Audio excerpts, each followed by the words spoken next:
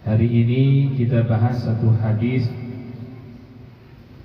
yaitu tentang cara meredam rangsangan wanita cantik. Berat ini hadis ini, berat. Ini gara-gara tangga dipindahin jadi perempuan. Mamat tuh kayaknya tuh. Aduh, buyong dasarnya. Pak Denur, bilang Pak Denur. Pak Ade ini. Mungkin yang pindahin ini pas bahasanya kayak Innal mar'ata tuqbilu fi surati syaitan. Kata baginda Nabi besar Muhammad, sesungguhnya jadi wanita itu menghadap dalam bentuk setan. Wanita setan. Wa tudbiru fi surati syaitan. Dan belakangnya perempuan itu juga dalam bentuk setan. Depan setan, belakang siapa? Perempuan.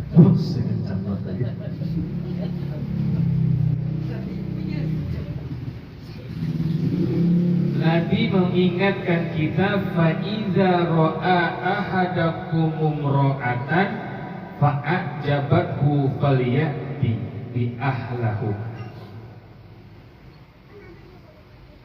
Karena itu kata Nabi, apabila seorang di antara kalian kalau melihat seorang wanita lalu kita itu kagum dengan apa? Kecantikannya.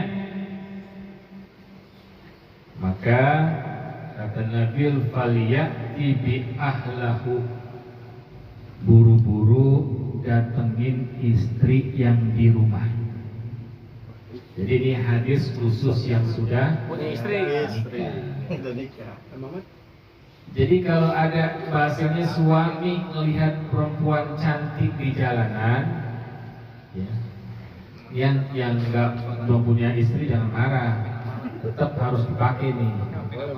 Jadi kalau ada laki-laki yang udah bersuami, terus tiba-tiba ngelihat lagi jalan naik motor, naik angkot, ada perempuan cakep banget, muka mulus, kaki mulus, pinggang Spanyol, ya. Maka Nabi bilang apa? Buru-buru engkau pulang datengin istrimu. Untuk apa? Untuk menyelesaikan syahwat seorang laki-laki. Makanya benar kata Nabi, perempuan itu adalah sawahnya seorang suami. Kapan aja tuh sawah dibajak boleh aja. Yang ngomong siapa? Saya.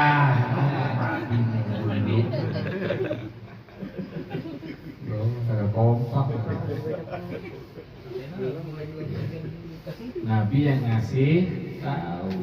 Ini saya ngomong.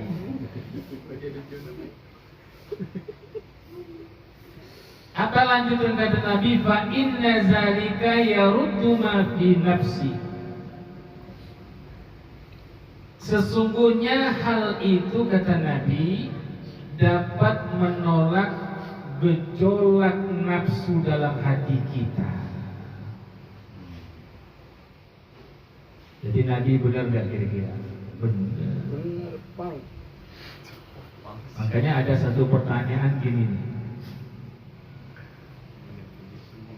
Ustaz, laki-laki selalu ngomong begini, di saat ada perempuan yang tidak pakai hijab dan menggunakan pakaian seksi, katanya itu dosa buat laki-laki. Ini kata perempuan. Perempuan itu ngebalikin, kalau bisa laki-laki itu menjaga pandangannya, dibalikin lagi. Tapi Nabi membantah ini di sini. Kalau ketika ada nikmat di depan mata laki-laki yang menimbulkan hawa nafsu yang tinggi, gejolak yang luar biasa bagaikan gunung Merapi yang mau meletus, maka pulanglah meletuskan gunung Merapi itu.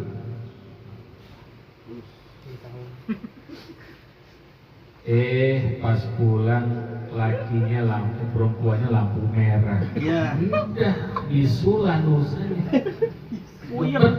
Uyang membawa. Uyang. Padahal dia punya obat nih, masih uyang juga. Uyang. Makanya Nabi bilang setan depannya setan, belakangnya Setan. Makanya Nabi ngajarin perempuan, tutuplah auratmu agar laki-laki tidak punya pandangan nafsu. Apalagi zaman sekarang diumbar, kita nggak bisa lihat langsung lewat media sosial, gampang. Ketik di TikTok, Instagram, Cherry Bell. Ada apa Ustaz dengan Cherry Bell? Cherry Bell juga punya celana panjang. Ya kan? Saya belum pernah nonton Cherry Bell. Bang. Iya bang. Oh ada Ipang nih. Alhamdulillah. Habis nganter Cherry Bell.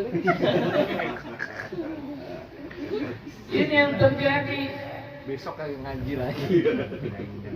Ini yang bahaya. Makanya ini pentingnya buat kita ini, perempuan itu harus bahasa apa ya? Bahasanya itu harus standby. Mau di on off ini harus siap. Jangan sampai on off laki-laki itu jadi ngedrop koslet dah. Koslet larinya ke. Makanya ada pepatah, rumput tetangga lebih indah daripada rumput sendiri. Kenapa kok bisa indah tetangga sama rumput saya? Karena rumput tetangga yang nyiramnya seksi, jadi indah dilihat rumputnya. Hijau bener romannya itu rumput. Kayak Ustaz Jenal Rumput sintetis. Hidrogen. Ustaz Jenal Makanya hijau. bener Nabi suka yang hijau. Hijau. Nabi lihatnya warna. Kalau enggak kan ente enggak, udah hijau ada putih-putihnya mulus, beda itu bisa.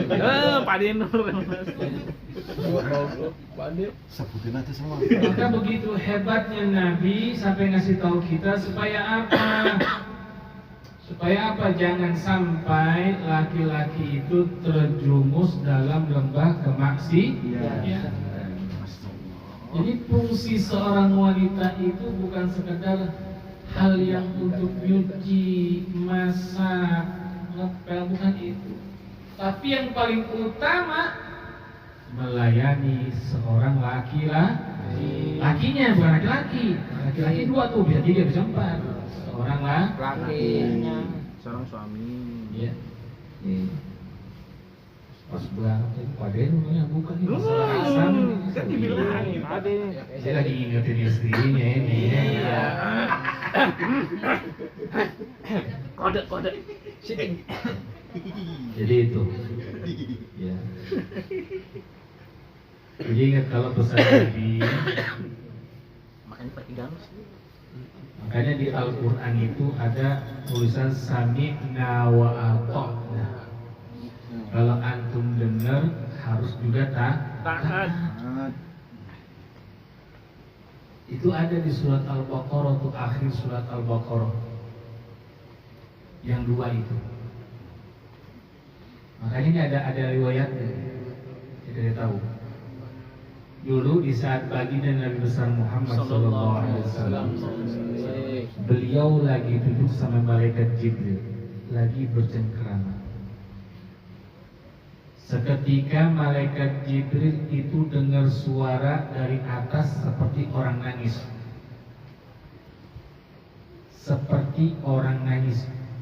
Padahal itu kata malaikat Jibril, futuhal babus sama, terbukanya pintu langit. Tahu nggak kalau ada pintu besar, ya, pakai kayu, kalau dikasih, orang nangis. Itu terbuka pintu langit. Apa kata Jibril? Ya Rasul, saya baru sampai saat ini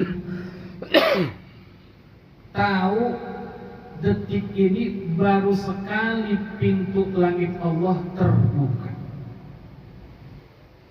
Dari zaman Nabi Adam sampai Nabi Isa, pintu langit tertutup, enggak pernah terbuka.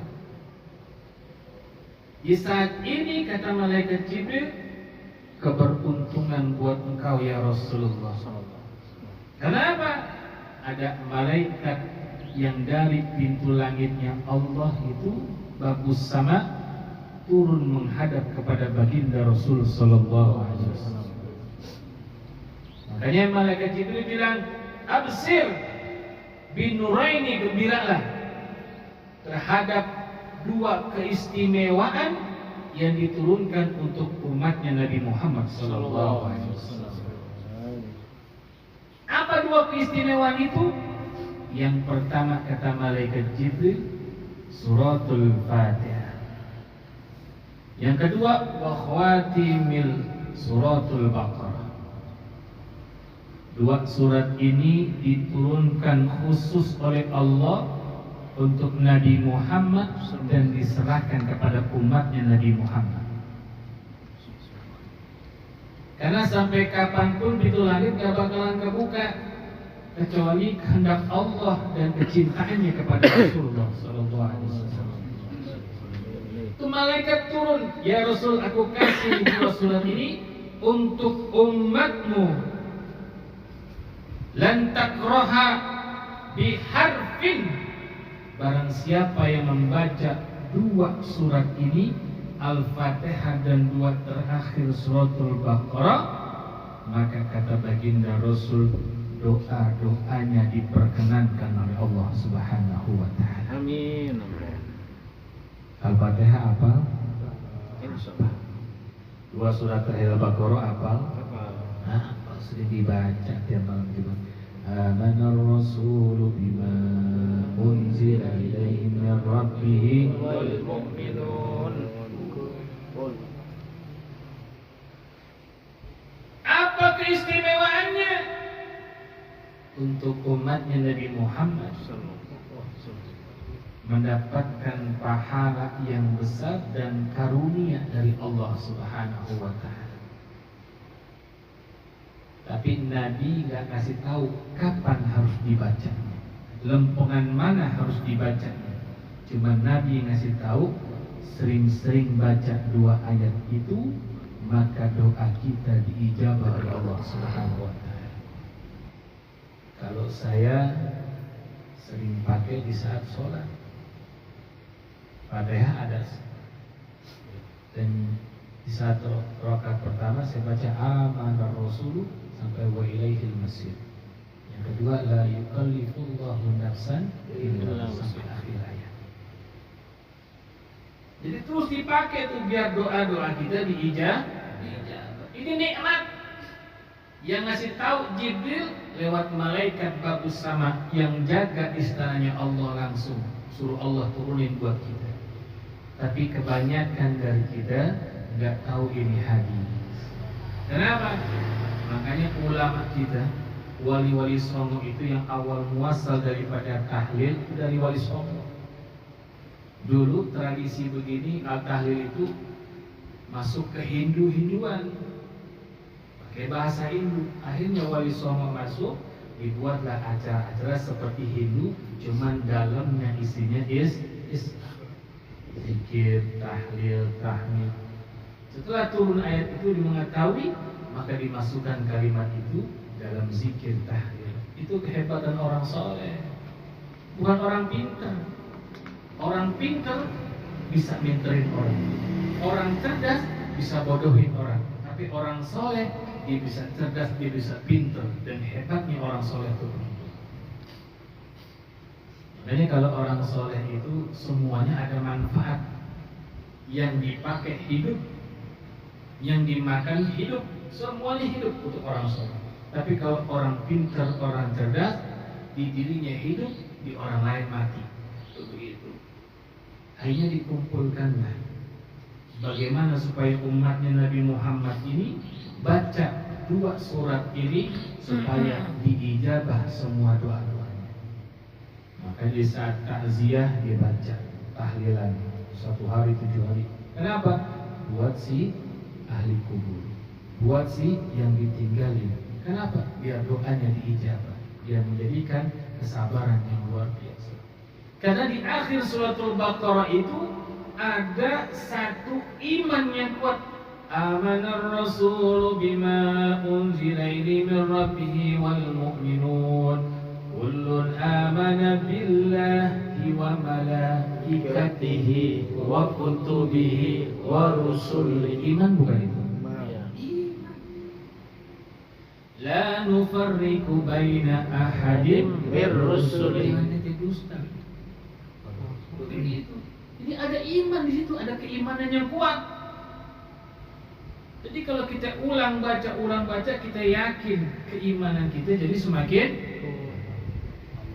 Saya kepengennya kalau antum sholat itu, ini kepengennya, kalau antum punya ilmu, sholatlah seperti suratul Fatihah. Loh. Atau hiduplah seperti suratul Fatihah. Apa urusan hidup kayak Fatihah, Ustaz? Lihat, Fatihah diawali dengan kalimat Bismillahirrahmanirrahim. Hidup kita juga begitu.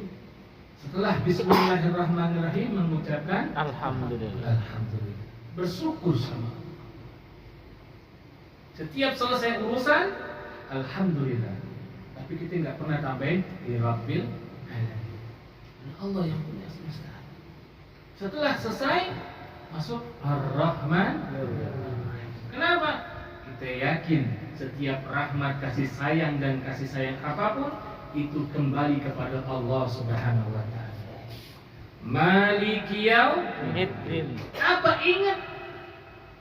Allah lah yang punya hari pembalasan. Iyyaka na'budu wa iyyaka nasta'in.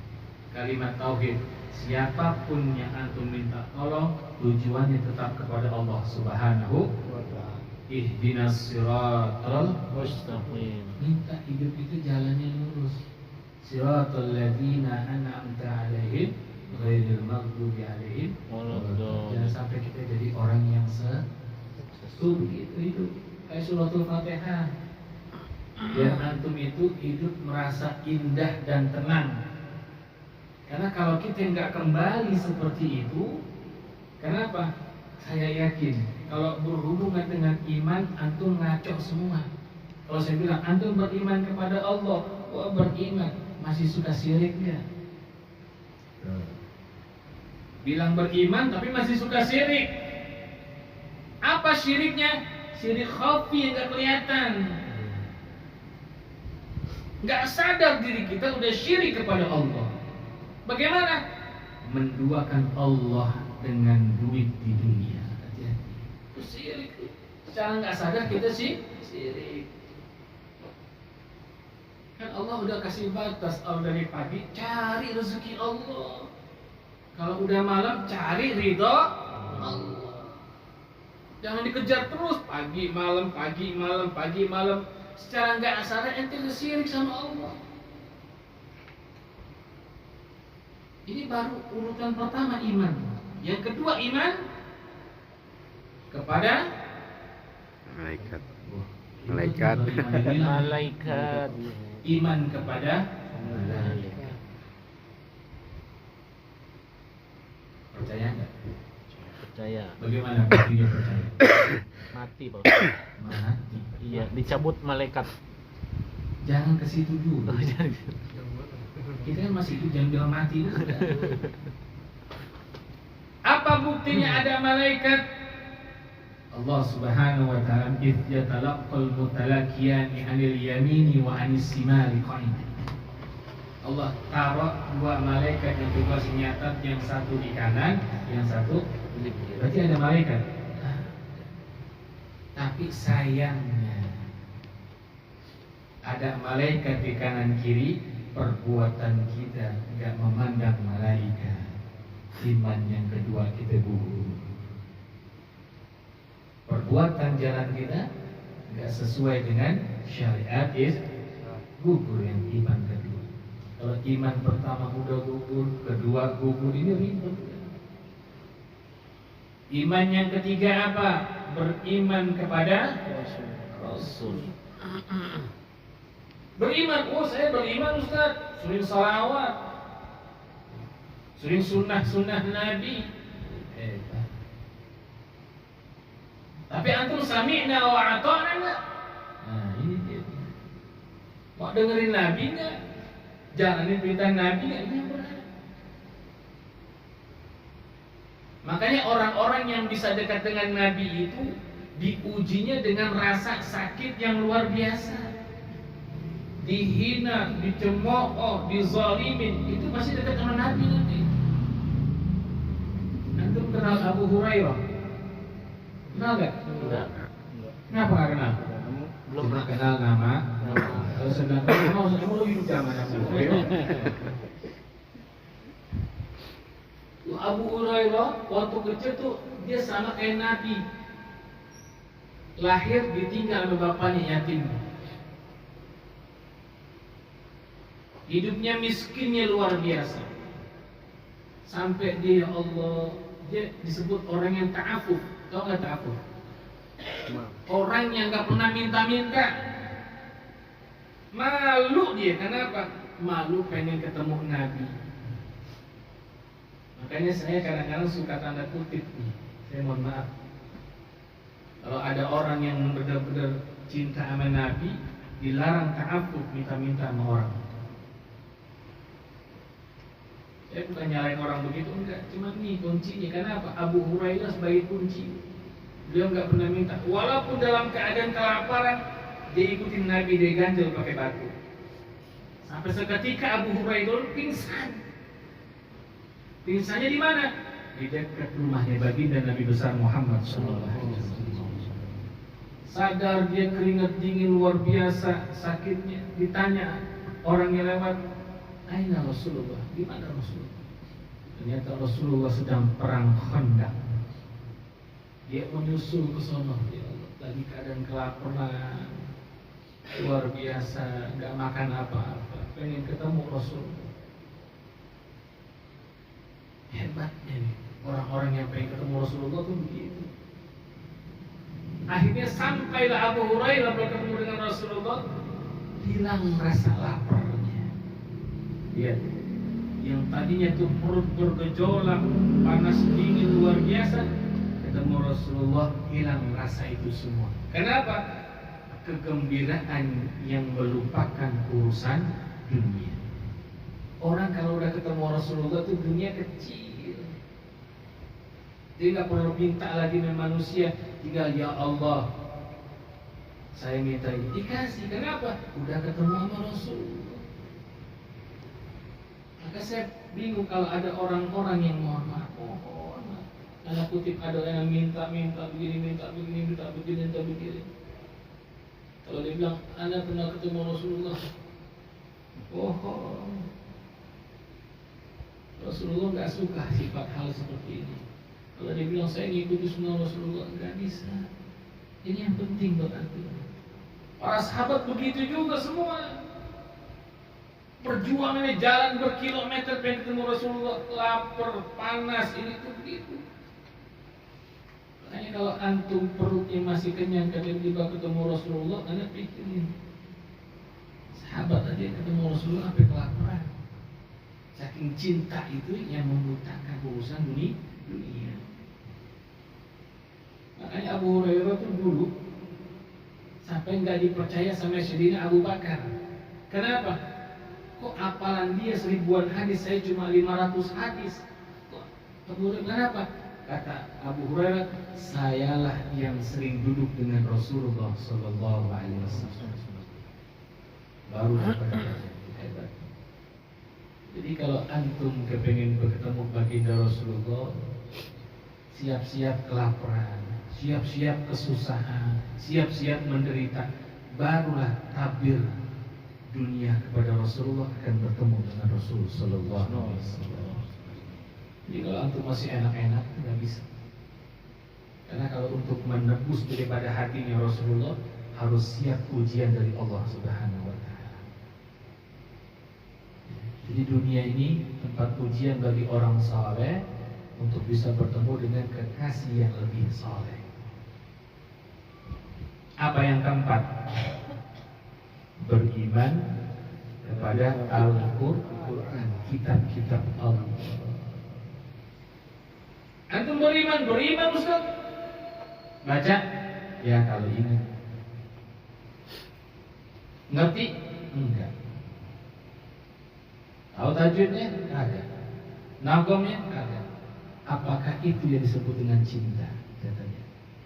Orang kalau udah cinta berarti ngerti apa yang dicintai. Antum kalau udah cinta sama minyak wangi nih, orang lewat tahu namanya. Bakarat. Kenzo Batang.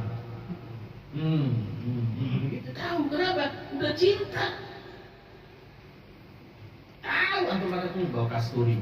Oh, misik putih. Oh, misik hitam. Oh, menyan Jawa. Bisa jadi enggak bilang. Kenapa dia bisa merokok pakai menyan Jawa? Padahal kok menyan Jawa. Menyan Jawa apa namanya sih? Menyan. Menyan. Karena orang udah cinta pakai minyak wangi begitu tahu. Sampai namanya itu nggak pakai diapal sendiri. Itu cinta namanya. Makanya cinta sama Rasulullah tuh nggak perlu urusan dunia, urusan akhirat untuk kejar. Itulah dapat cintanya Rasulullah Sallallahu Alaihi Wasallam. Maka saya bilang antum beriman kepada Quran, mana Qurannya? Masuk nggak dalam hati? Diamalin nggak tuh Qurannya? Kalau kita telusurin dari 1 sampai 5, iman kita kemana? Berarti bohong semua dong kita. Apa yang kelima? Percaya kepada hari kiamat. Kalau ini nggak perlu dah. Nah kiamat mudah-mudahan masih lama. Yang terakhir qada dan qadar. Makanya ditaruh di terakhir. Takutnya yang awal lagi nggak bisa, apalagi yang akhir. Makanya ribet. Jadi manusia ribet. Maka saya bilang, kalau ada manusia, ada yang nanya sama saya, Ustaz, kenapa sih saya suka marah-marah? Suka apa lagi? Suka benci, suka apa lagi? Suka serakah, suka rakus, apa lagi? Suka pokoknya zalim-zalim. Apa sebabnya? Saya tanya. Sebabnya apa? Saya selidik demi selidik. Tubuh hati kita bisa rusak itu disebabkan kita pernah memasuki satu yang haram di dalam tubuh kita. Maka timbullah keserakahan, timbullah ujub, timbullah daripada sifat benci, hasud. Karena antum sendiri yang memasukkan yang haram ke dalam tubuh. Maka tubuh itu yang tadinya bersih seperti bayi dimasukin haram, rusak semua sel-sel. Kalau bahasa listrik itu MCB-nya cuma 1.300, antum pasangin AC 5 biji, koslet. Maka yang harus dirubah apa? MCB-nya. Hatinya dirubah. Minta ya Allah bersihkan hati saya. Banyakin sholat taubat, nanti Allah bersihin tuh urat-uratnya. Jadi nggak marah, jadi nggak benci. Kenapa? Makanya ada Nabi, kenapa kok dia ditimpuk diam aja, ya kan? Dilemparin kotoran diam aja, dizolimin dikatai juga diam aja. Kenapa? Nggak ada yang masuk dalam Nabi yang kotor. Karena uratnya nggak mau berbicara hal yang kotor. Ini perlu tahu nih. Jadi kalau antum masih begitu, ya Allah, minta bersihin sama Allah. Kalau bisa air zam-zam tuh orang pergi haji minta satu botol yang buat mandi biar bersih tubuh kita daripada sifat-sifat yang udah kita masukin. Maka disitulah nanti terbentuk urat itu sehat, sel-selnya sehat, semua jantung sehat, semua sehat. Tapi yang susah apa Ustaz? Nih hati nih kesel aja, betul nggak? Makanya kalau orang udah lagi umroh atau haji, itu sifat begitu hilang nggak? Hilang. Kenapa? Karena yang dia pikirin cuma ibadah, yang dia minum cuma air zam-zam, nggak ada air lain. Air Madinah sama Mekah doang. Hilang. Kenapa? Itu bukti supaya apa kita sering-sering minum air zam.